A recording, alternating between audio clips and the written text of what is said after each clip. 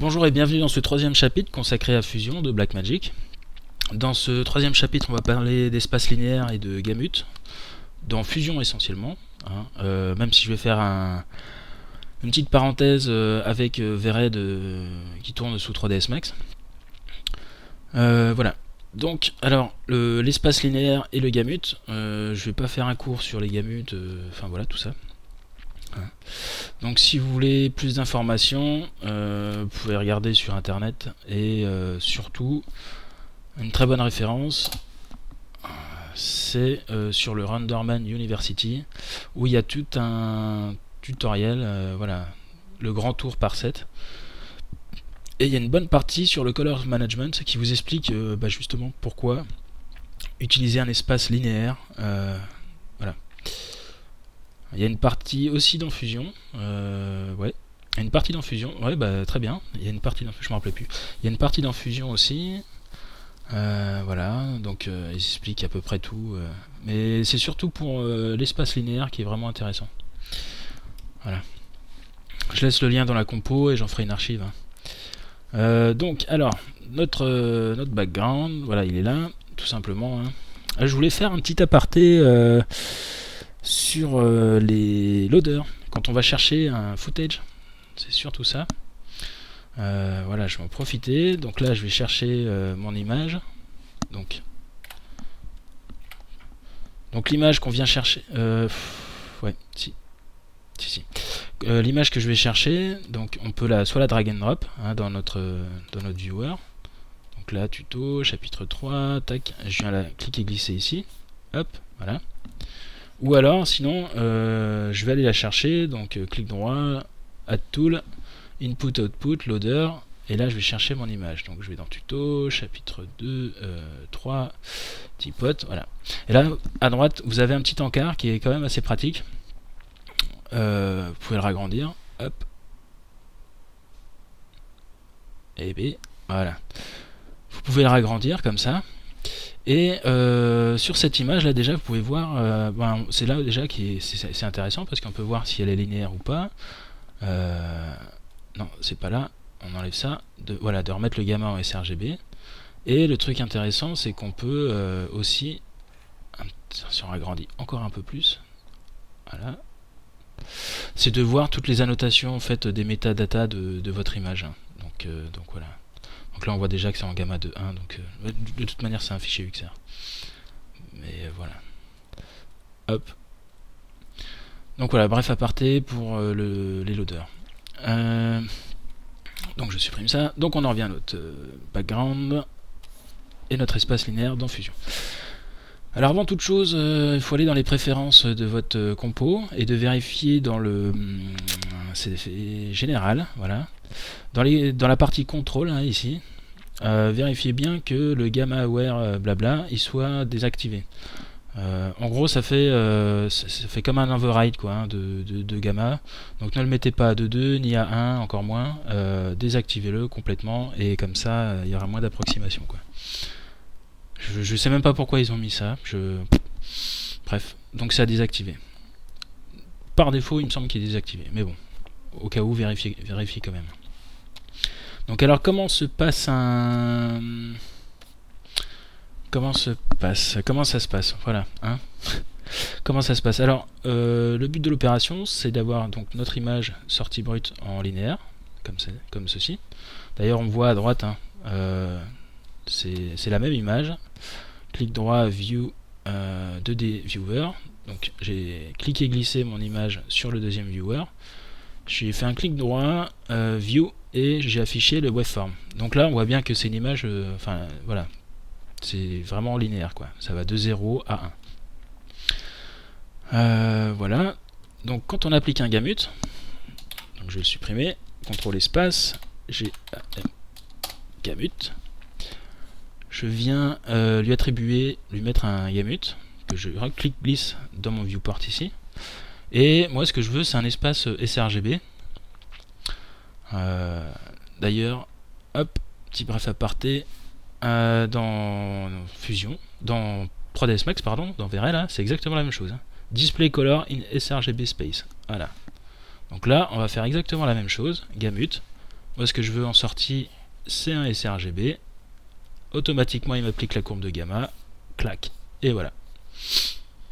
Donc voilà comment ça se passe. Pour les EXR, je supprime ça, c'était pour l'exemple et montrer la courbe. Pour les EXR, c'est exactement la même chose. Mais néanmoins, il y a deux manières de procéder. Hein. Donc c'est soit on travaille en linéaire du début à la fin, donc, comme ceci. On a notre image, on travaille sous LUT, et tout à la fin, je désactive ma LUT et j'ai mon sRGB. Ah, qu'est-ce qu'il me dit? D'accord. Ok, ça c'était quoi? C'était type blablabla. Ok, pas de problème. Non, c'était pas le bon en plus. Bad good. Ok. Donc là, voilà. Donc ça serait de travailler sous une image sous LUT. Donc là, oui, j'ai déjà fait la manip. Mais on le verra après. Donc c'est de soit passer par un EXR linéaire, passer par une LUT, comme dans Verret, et tout à la fin, désactiver notre LUT, remettre un gamut, lui forcer comme quoi on est bien en sRGB, et la sortie, la forcer aussi voilà, dans un espace sRGB, et on lui applique la courbe en sRGB. Donc alors comment ça se passe? Alors j'ai mon image, bon là c'est ma diffus, là voilà la beauty. Donc mon gamut, je viens lui ajouter un gamut en sortie sRGB, ou alors je passe par une LUT. Ce qui est préférable, comme ça votre flow de A à Z sera en linéaire.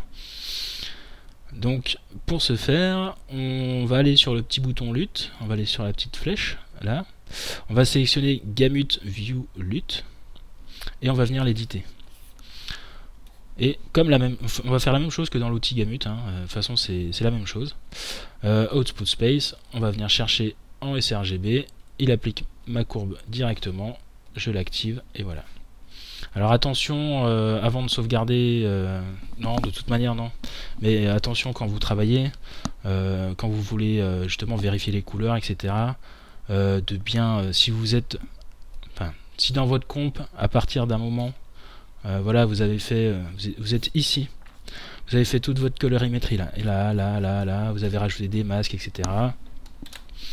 Et avant de partir sur une autre, voilà, sur une autre étape, si vous ajoutez un gamut, n'oubliez pas de désactiver la LUT, hein, parce que bon, ça se voit, hein, l'image est toute délavée, mais enfin voilà.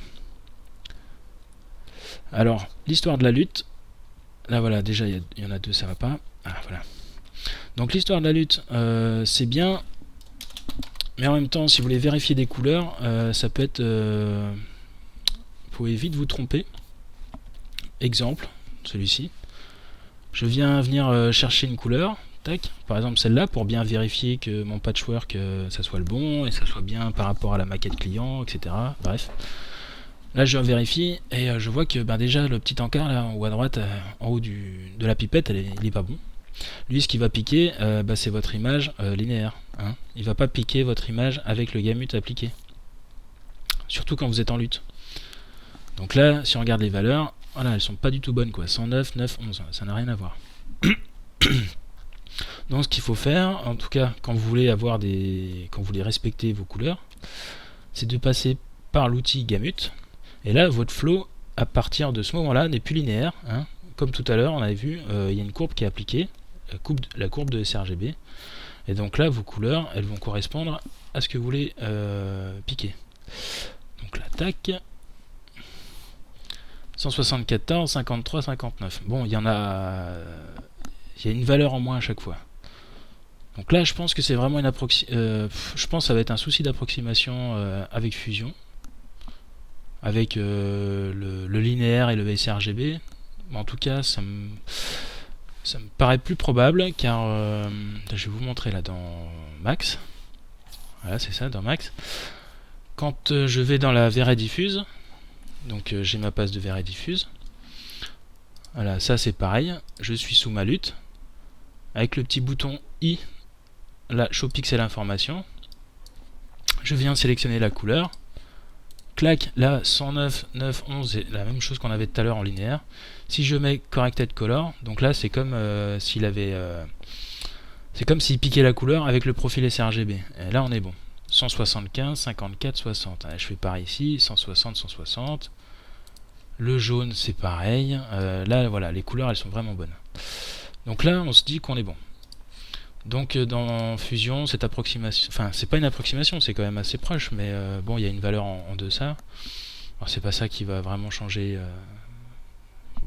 Enfin là il faut être vraiment tatillon quoi, je pense. Mais je pense que ça n'enlève en rien la qualité de la couleur et la profondeur des couleurs. Là je pense que là-dessus ça va être l'approximation entre le linéaire et le sRGB dans Fusion qui doit faire ça. Parce que la couleur à la sortie, vous avez vu de Max, les couleurs elles sont bonnes quoi.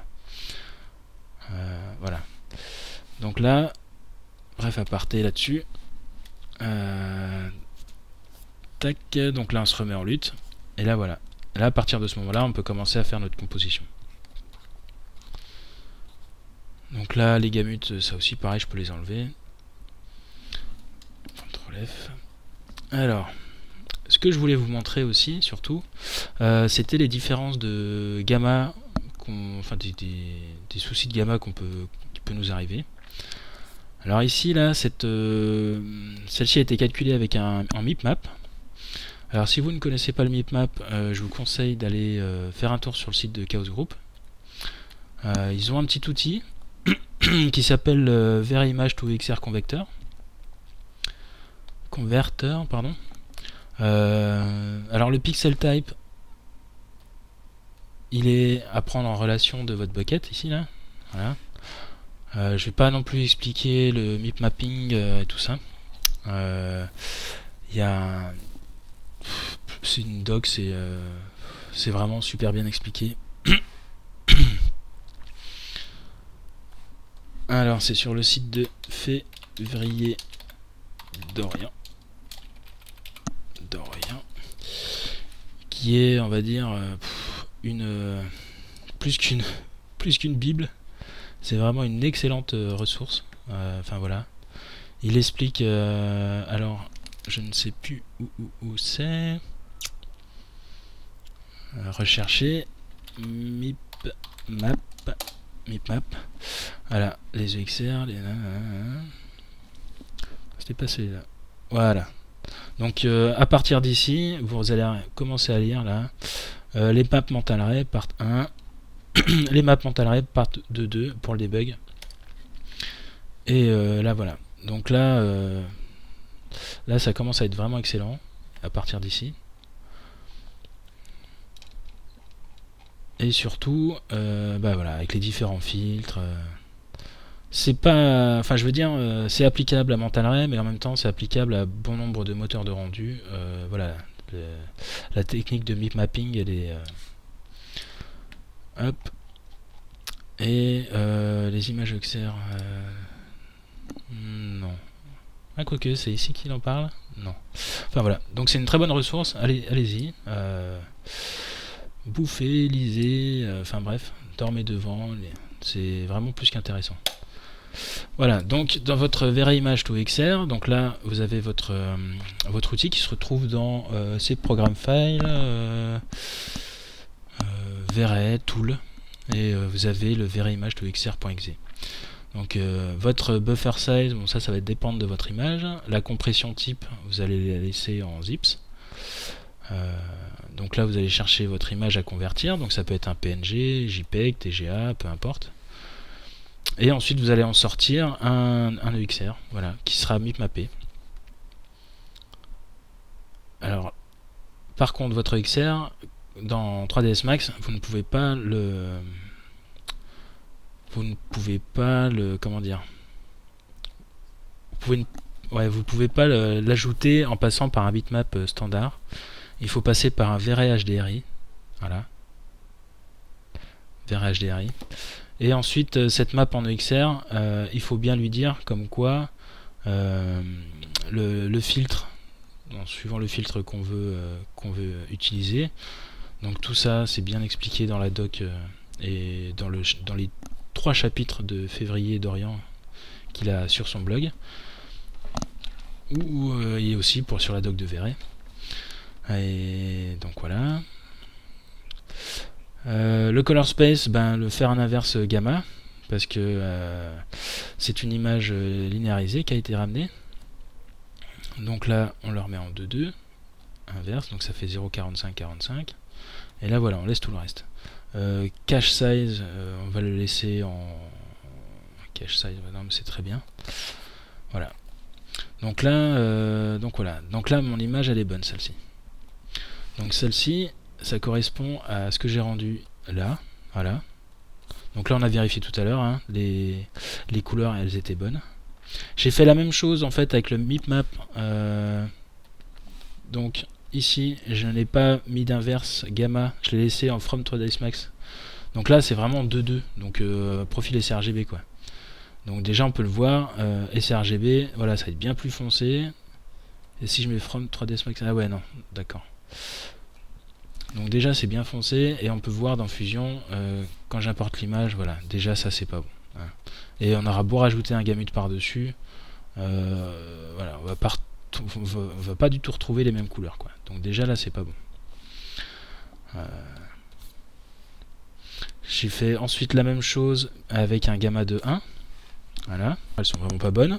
Et quand j'applique ma lutte, on se retrouve avec des valeurs complètement fausses. Donc là, je vais créer un BG. Tac, je vais appliquer une couleur. Ah oui, parce que je suis... Voilà, encore une fois, là, ça va pas se faire piéger. Je vais appliquer ma couleur, donc hop. Et je viens mettre mon gamut. Hop, je viens appliquer ma couleur. Et là, voilà. 211, 127, 133. Donc là, non, ça va pas. Hein. Voilà. La même chose que ça. Sauf que ici, je suis passé par un mipmap. Et ici, je suis passé par un bitmap standard. Donc là, on peut voir une différence. C'est uniquement au niveau du filtre. Parce qu'après, au niveau des couleurs, c'est les mêmes. Et là, voilà, c'est uniquement au niveau des filtres. Là. Tac. Hop. Hop. Donc je vais mettre image A, image B. Image A, image B. Voilà. Là, c'est une nette différence. Donc ça, c'est dû au filtre. Hein. Voilà, on a quelque chose de plus précis avec le mip mapping. Alors j'ai oublié de préciser concernant les EXR pour les sorties. Donc la chose à faire, c'est de soit passer par le frame buffer, par le frame buffer de Verret, et d'en sortir un raw image file, donc là en EXR, tac tac, voilà. Et ne pas oublier d'ajouter le render element option RE qui est ici, voilà. Et en fait, ce render element permet d'avoir quand même quelques paramètres de sortie de votre XR, comme le filter, la compression, enfin voilà. Donc il n'y a pas autant d'options que si on enregistrait un EXR, on peut pas rajouter autant de en même temps de buffer et de render element qu'on veut. Donc voilà, dans toute la pile de render element et vous rajoutez votre option RE par dessus. Ou alors ça serait de passer d'enlever le frame buffer et d'enregistrer directement votre image ici, tac, file, et on l'enregistre et on va dans les setups de XR. Setup. Et là, on vient configurer notre XR dans le panneau qu'on trouve un peu partout, avec le format, avec les formats de, enfin, on va dire le format de l'EXR avec la profondeur. Pour le compositing, encore une fois, je vous conseille de lire une partie de l'EXR, compositing de l'EXR, dans le blog de Février d'Orient, où il explique très bien justement la différence entre le zip et le zips. Donc c'est pour ça qu'il faut utiliser le zips. Storage type, ça sera en skyline. La région, c'est full. Et ici on vient rajouter, donc add, bon là j'en ai pas, tous nos render elements, les ajouter, et dans le buffer pour la ZDF et la vélocité ou la normale, enfin bref.